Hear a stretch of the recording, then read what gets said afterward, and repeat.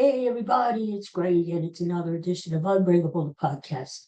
It is Monday, President's Day, February 16th.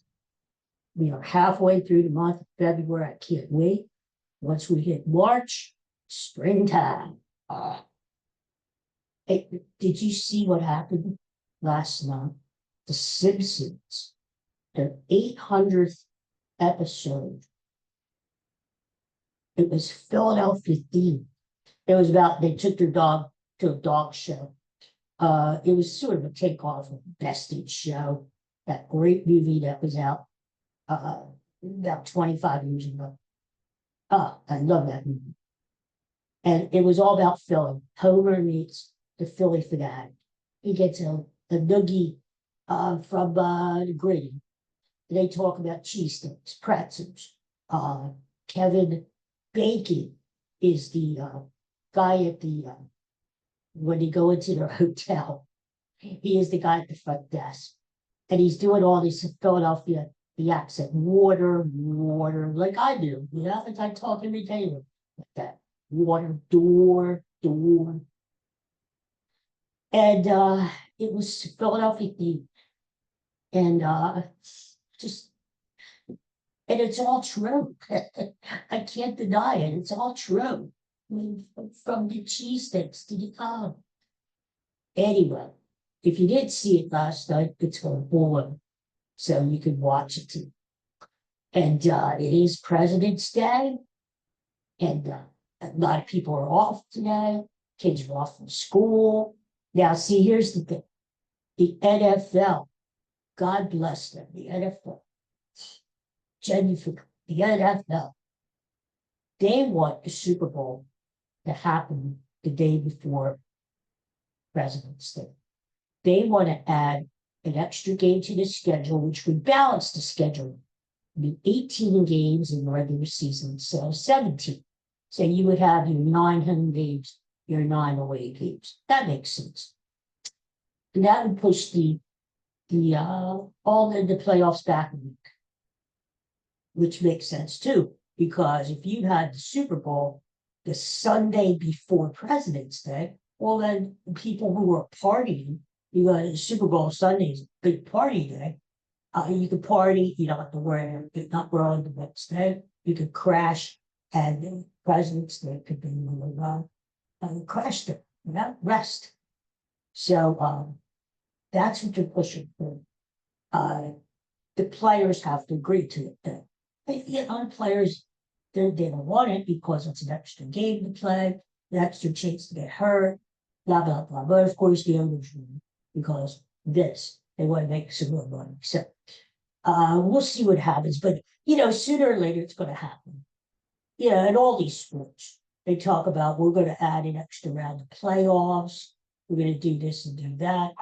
And at first, the owners balk or the players balk. But eventually it comes down to TV and money.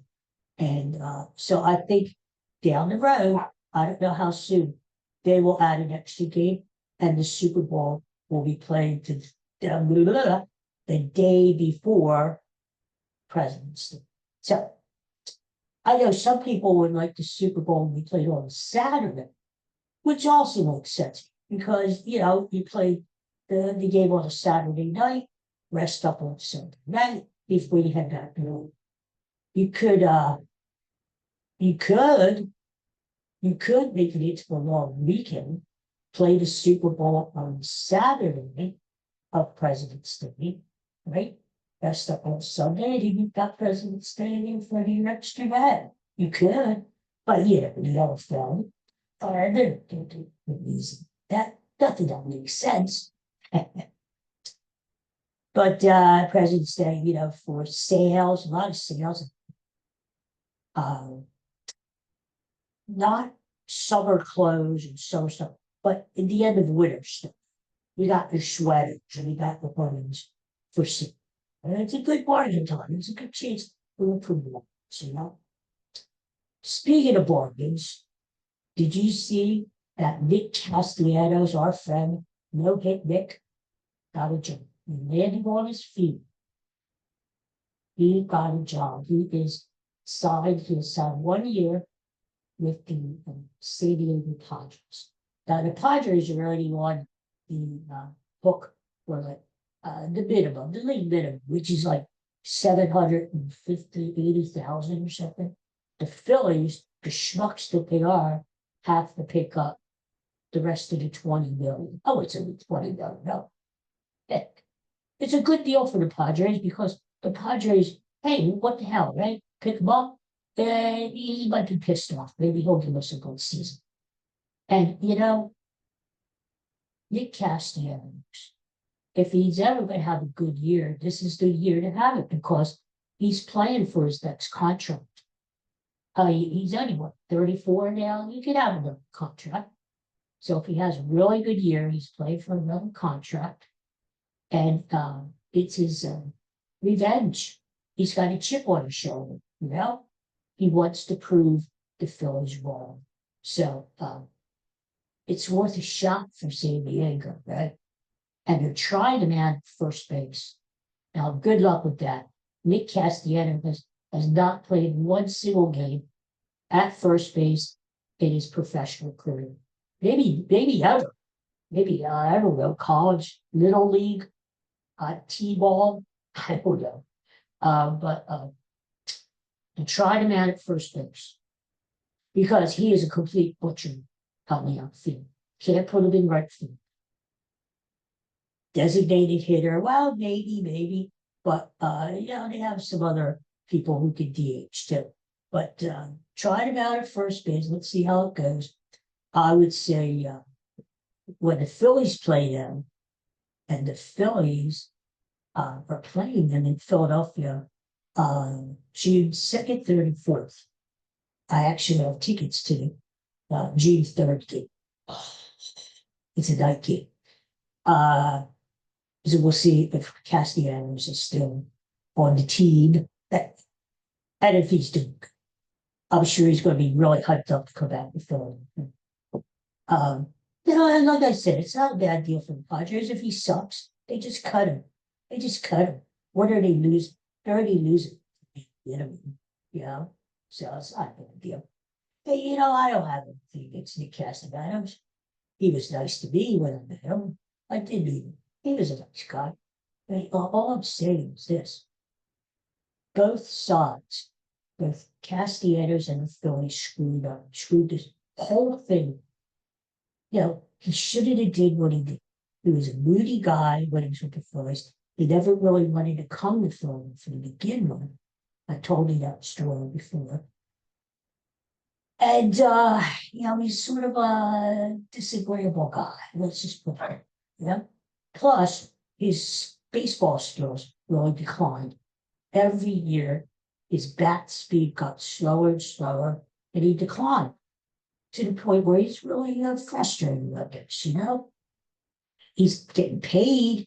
I mean, the Phillies made the mistake of paying him such a ridiculous contract, 5 years, $100 million. But that's their own stupid thing. Castellanos, I don't blame him. They took the money, Hey, he's limited in what he could do. Did he work hard enough in the outfield to make himself a better outfielder? I don't know. I'm not there.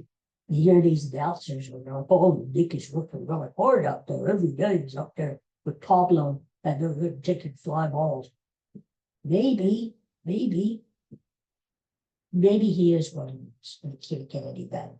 A lot of those circus catches he made out the outfield were fly balls that he misjudged.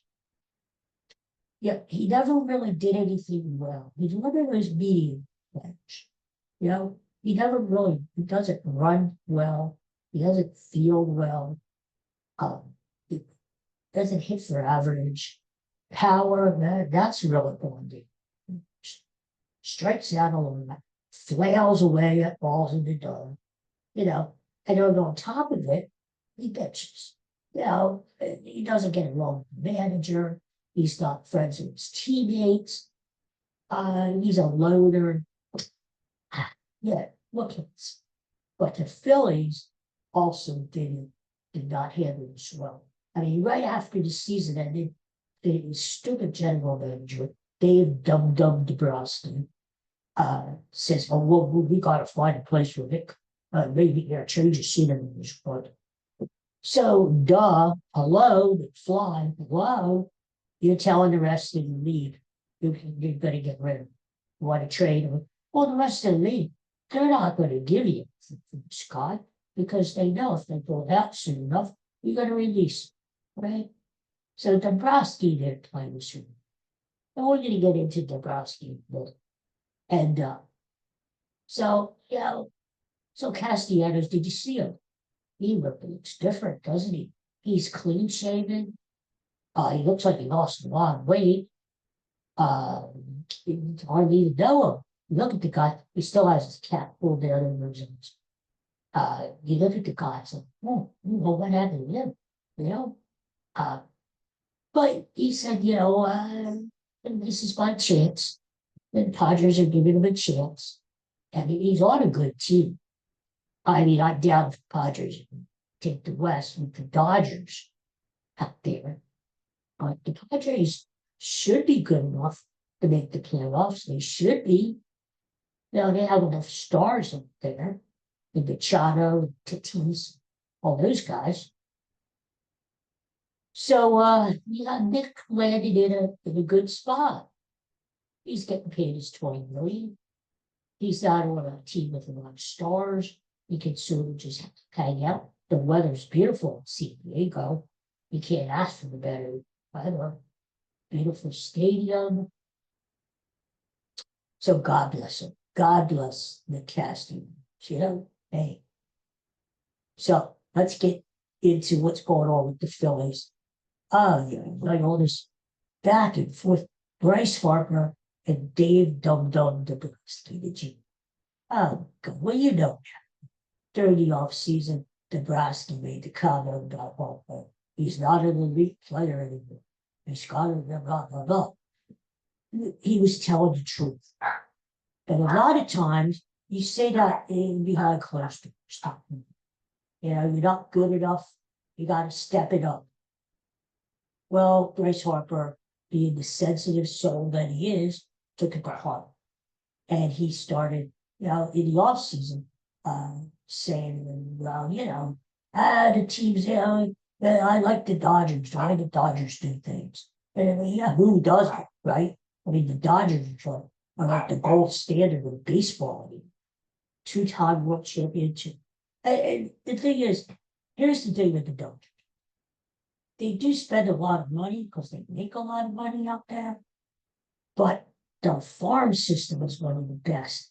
That's the difference between the Dodgers and a team and an organization like the Phillies.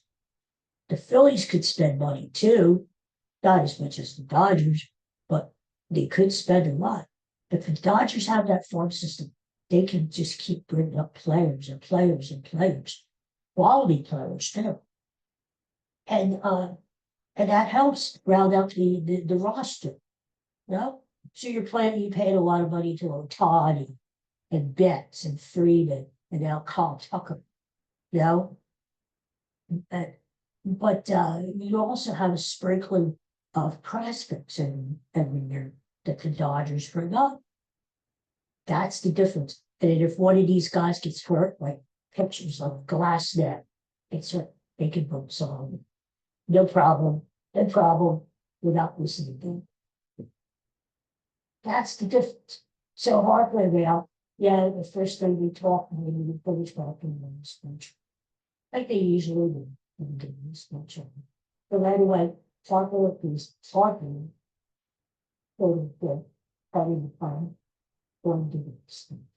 Well, I don't know how to say. Well, that was wild. No, obviously, DeBrusky wanted to negative because Harper, he's got it in him. He's won this MVP twice already. And unless he's really losing it, he needs to pull that out of himself because he really hasn't. In his 8 years, he's been with the Phillies 8 freaking years. Can you believe that? 8 years since they signed him. He has not given the Phillies an MVP caliber season. I mean, we're talking like 40 home runs, 130 RBIs, hitting 330. That kind of an arc of MVP season. He hasn't done it. He's been okay. He's been okay. And he's had a lot of clutch hits for the Phillies. You can forget Bedlam at the back, right? I was there for that. It was wild. It's one of my favorite baseball memories ever. But has he had an MVP season for the Phillies yet? No, no. And he's not getting any younger. So if he's going to do it, let's do it. So, I mean, this could be handled well. Dave Dombrowski has not had a good off season. First of all, he hasn't really helped the Phillies improve. I would say the Phillies are worse off because they lost Ranger Suarez to the Red Sox in free agency. They re-signed Kyle Schwarber and JT Realmuto. That's not really improving. That's sort of like staying where you are, keeping your head above. They didn't really add too many players. They added Brad Keller, who's a middle relief pitcher, setup guy, and that he's good. But as far as the everyday players, they're banking on the rookies. They're banking on Justin Crawford taking over center field, which is good because you do need the young players, not only financially, but the young players bring up a certain amount of youth and excitement, motivation, kind of kick the ass in the metal stick. That's what happened when the Phillies brought up Alec Bohm and Bryson Stott a few years ago. It kicked the other players in the ass and said, look, we're here now. We're bringing some youth and excitement to the team. So let's go. The old baseball adage is they always try to bring up 3 prospects every year to really turn over the team. We keep bringing up 3 every year. We get younger, and it just motivates the veterans to come on, let's go. So they don't get set in their ways. And for this Phillies team, you're running it back again. Really no changes. They're kind of set in their ways. So let's see what happens. I agree. Justin Crawford needs to come up and play. Andrew Painter finally needs to be in the rotation. Adrian Miller, I don't think it's going to be up this year because unless Alec Bohm gets hurt. Because Alec Bohm is a free agent after this year. And he's just like the Castellanos. If there's ever a year for Alec Bohm to have a great year, this is the year. Because he's playing for a new contract. So I would think the Phillies, rather than trade him away, are going to get as much as they can out of Alec. And if the Phillies are having a pennant race, God forbid, at the trade deadline in July, maybe then they'll trade him and get some. But I would say Alec Bohm is going to play his last year in Philadelphia. Phillies pay him, let him become a free agent, and then Adrian Miller steps right in, takes over the third. That's the plan. So, in one way, I don't blame Bryce Harper. He wants to win. You could say, all right, well, isn't it a coincidence that the Washington Nationals go to the World Series and make the World Series after Bryce Harper leaves? Bryce Harper, you could say he's just not a winner. I mean, he's got to take blame because when he gets in playoffs, he sort of shuts it down. Just like Schwarber, just like Turner, and the rest. They shut it down in playoffs. And I don't know if they're going to overcome that or not, if we're going to get the same old choking Phillies. So Bryce Harper has to take that. He has to own that. By the same token, I get it. Why pick on Bryce Harper and say you're not me? But there are other players on the team who you could be honest about and say you suck, and you need to get better.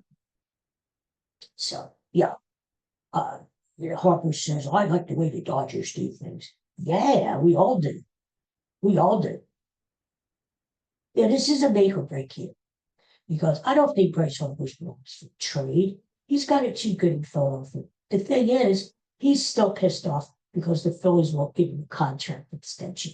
He signed that deal 8 years ago, and Scott Boras, that at the time it was the best deal in baseball, is soon to be overtaken by Mike Trout. And over the years, Harper knew he signed kind of a bad deal. It was a good deal at the time, but it's kind of peanuts now. And he wanted an extension from the Phillies, even though they gave him, what, 13 years? So he's a little pissed off about that, you know. But I don't think he's going to ask for a trade. He knows he hasn't good. Unless all of a sudden the Dodgers want him for first base. Maybe Freddie Freeman can't play him. Then he might want to trade. He has a no trade contract, don't forget. So Bryce Harper is the one who has to okay any deal. So maybe if the Phillies are out of it, Bryce Harper says, you know what, I had it. Trade me to the Dodgers. Trade me to the Yankees. Wherever. Just get me out of here. If that ever happens, then the Phillies need to blow the whole thing up. They need to trade Schwarber, even though they just signed him for 5 years. They would need to trade Turner if somebody takes that contract. And they would need to really start over, get as many prospects as they can, and start planning for the future. But I don't think it's going to happen. I think who's going to go first would be Dave Dombrowski. Why? Because I think he's had a chance to get this team over the hump, get them back to the World Series, win a World Series, excuse me. And he hasn't done it. Dave Dombrowski, with all his talk about, oh, he's a Hall of Fame general manager, maybe, but he isn't. What has he done to get the Phillies over the hump, especially in the last few years? Does nothing in the offseason, nothing at the trade deadline, nothing.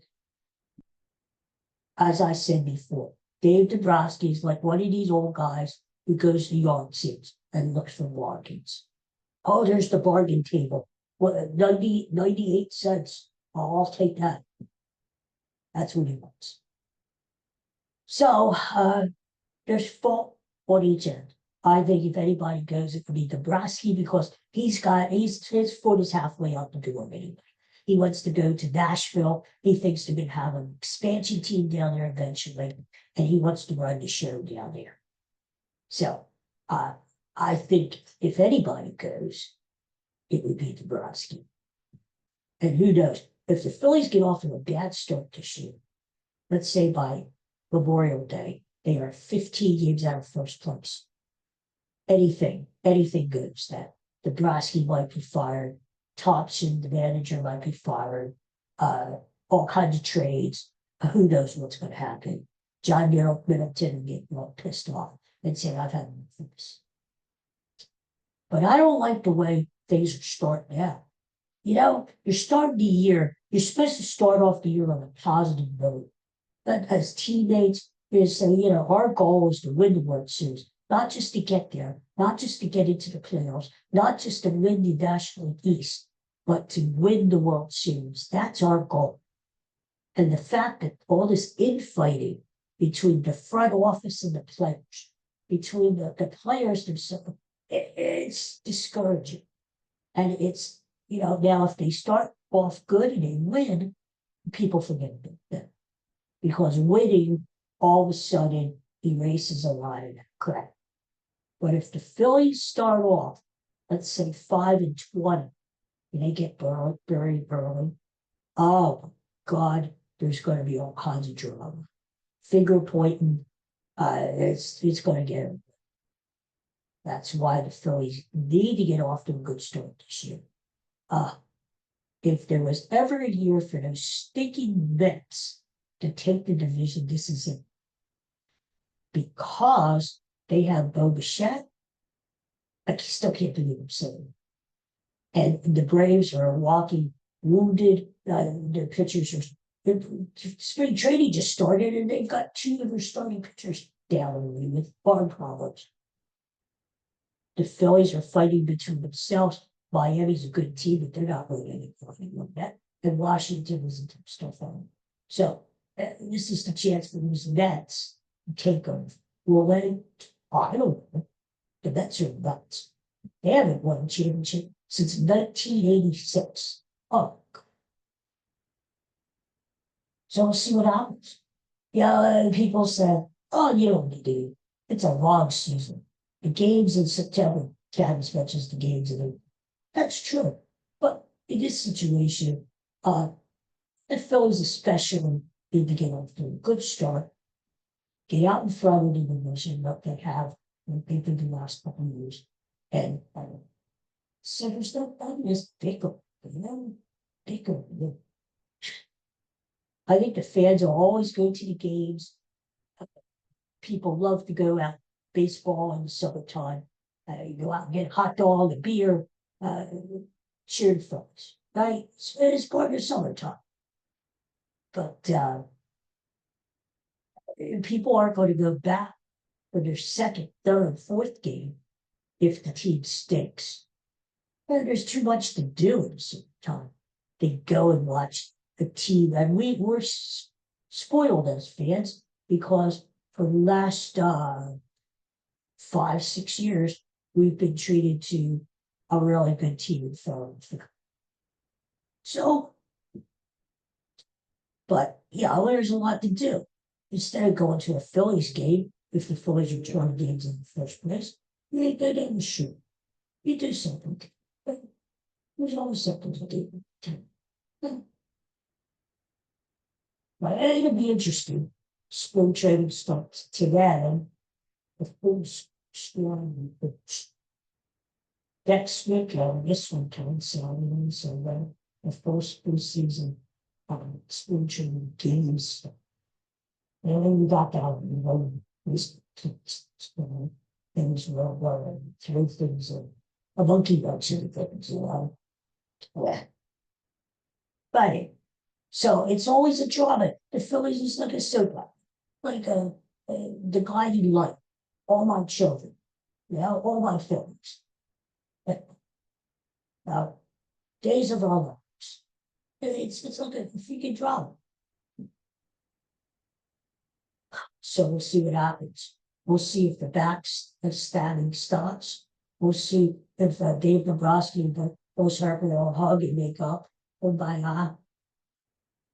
And the other thing was, what is Nick Castellanos going to do for the Padres? God forbid he has an MVP season. Anyway, all right, that's about it. That's enough of me. I'll be back again someday. Maybe tomorrow, maybe later in the week. Whenever we have stuff to talk about. Okay. And so anyway, if you oh by the way, it's National Almond Day. Almond. That. I tell you, you had 2 candy bars in front of me, Hershey. We had one plain, one almond. I'll be honest with you, I think that big almond, I like almonds. They're one of the few nuts that I like. Cashews, I like peanut. Just take them over. Okay. I mean, the almonds are okay. Yeah. I enjoy whatever. Right? Eat the almonds and have fun. Enjoy the presents. Go online and shop with them. Yeah? Maybe buy me something. Buy your dad something. I'm just kidding. He couldn't look for the book. That's true. I just thought of it. Stronger Than Bone. It's on Amazon. And the audio version comes out soon. I keep asking the publisher, when's it coming out? We have to get it right. They're editing. The narration is done. And now they have to edit it. And they want it done. Which I agree. But it'll be out soon. It will be out soon. And so if you prefer to listen to your books rather than read your books, oh my God, are you going to have a treat? Oh God. I'm even gonna listen to the news story and say, this is good. I wonder what he's talking about. Anyway, everybody have a great day. Yeah? Peace and love. I'll see you again soon. Take care.